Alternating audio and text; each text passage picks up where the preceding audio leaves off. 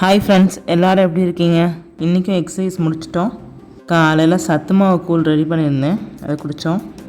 மதியம் புடலங்காய் கூட்டும் சுண்டக்கடலை புளிக்குழம்பும் வச்சுருந்தேன்.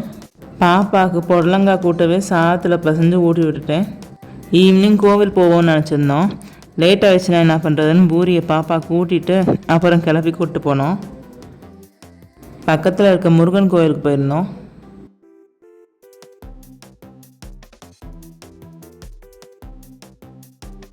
யார் யாருக்கெல்லாம் இப்படி நடந்திருக்குன்னு சொல்லுங்கள்.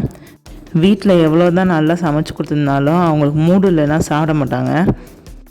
அதுவே வெளியிலன்னா எவ்வளோ காரமாக இருந்தாலும் சாப்பிடுவாங்க.